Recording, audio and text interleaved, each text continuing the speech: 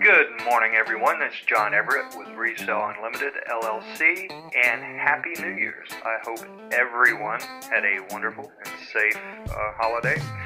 Thought I would show you my first project that I'm going to complete in 2020, and that is my Huffy bike. It's a Nel Luso beach cruiser. And when I bought this, I got it on sale at Walmart. It just looked great with the tires, and I kept thinking, wow, this reminds me of the old Indian motorcycles when they first came out.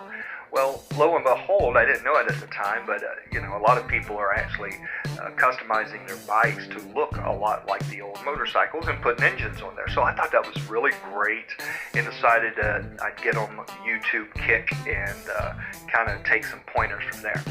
Now, I've left everything on here stock, with the exception of things that I brought off of other Huffies, which I'll identify those. But first things first, we'll start at the front here. There's the badge and the logo. Now, this is a really great looking badge, but it's plastic. So far, so good. It hasn't broken, and I'm content to leave this just the way it is. Some people will fabricate a piece of metal and do their design here, but I think I'd be happy to leave it like this if the plastic doesn't break. Okay, so as we go on, I have taken a bell off of a Cape Cod Huffy and put it here. It did come with a cup holder and a cell phone holder, and the theme of my bike is a saint, so you'll notice that logo around. And I will be mounting my Bluetooth speaker here. You can mount it several places, but I like it to be here so that I can actually work it while I'm riding. Now, you'll notice down here the basket's been removed, and I'll show you here shortly what I did with that. What I'm going to do is I'm going to place the old retro bullet lights here, and it comes with a matching tail reflector. It's going to give it a really nice pop like a motorcycle. So, and I've also flipped over, this is something I learned on YouTube, instead of buying handlebars, I flipped these over, and it gives it more of a motorcycle feel to it. And it rides fine. It doesn't give me any problems. Okay, so as we move down, as I said, I want to leave the badge there, provided it doesn't break. And whereas most people fabricate something to cover that part up, I wanted to do something different. And I want to get black metal cut and fabricated so I can mount it here. And it'll be done the same way on the other side. There's a little bit of curve here, so I'll probably go to a sheet metal shop. But it'll give it kind of a wheel-well feel, and I think that's going to really be unique and look good. Now, as you know, a woman's bike generally has bigger seats, more spring to it. So I wanted to get a better seat, and I went to a female's Cape Cod Huffy. But I like this cover. So as opposed to unstapling and switching and all that, I thought it would be easier to work to change out the springs. I was wrong. It's actually pretty complicated. But after toying with it and experimenting and try again, I finally had to make a modification, take an extra spring out, and it worked fine. So so far it's riding fine, no problems, and I actually like the look of that extra chrome. So I'm glad I did it, but it is an endeavor. So if you ever tried to do that, just be forewarned.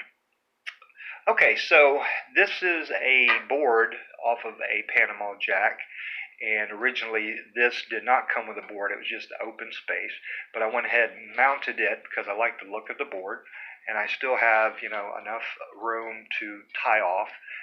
Plenty of room here. This is a bag, chain bag off of Cape Cod, so I put it on here, but I can flip it over if need be, and that leaves that space there. Now, this is where I've placed the basket, and I'll tell you why. I've always found it really annoying that if it's on the handlebars as you're steering, things can fall out. So to me, it just makes sense to put it in the back where it's stable. Like I said, I've still got plenty of room here to tie off. These extend out. I even have some room on the end, and you can tie things to the basket. So to me, it makes a lot more logical sense to keep this on the back. Besides, if I have an accident, if you've ever gone over handlebars, this is not what you want to hit on your way, your way down. So that's where I decided to put it, and I think it'll work out well. One interesting fact I found out about the Panama Jack bike. I had gotten a bike that someone was throwing away. It was a Panama Jack Huffy, and I was going to get this off of there. But the key thing I saw I'd never seen before is the Panama Jack Huffies came with a bottle opener on them. And they were mounted in the same place this one is. I've actually just got it taped on there because I'm marking it for placement, and I'll drill it out. But yeah, so evidently this is for the people who like to ride and drink, I guess. So what we're going to do next is we're going to put the extension bars on here, which will swing out this wheel. It'll still be level. It just gives it a longer look, kind of gives it a sporty motorcycle extension feel to it. Then from there we will go with the engine. They're about $100 on eBay. It'll be a small gas tank that goes here, and then a small engine that goes here, and you can even get exhaust that looks really good on there and gives it a nice sound. And that's probably first time doing is going to be a 7-8 hour job. I hear that once you've done it enough, it can be as easy as 3 or 4 hours, but I want to make sure I get it right. It'll be able to do, they say up to 30 miles an hour. I'm going to figure 20 or 25 because I don't have gears on this, obviously, being a beach cruiser. So we'll have that there, and then the fabrication on the back. So that is my project for 2020. Thought I would kind of show you guys my Saint/Indian motorcycle bicycle project. And I will keep everybody up to date as we progress, and definitely will videotape the grand voyage when we take off on it with an engine. All right, everybody have a great weekend. Talk to you soon.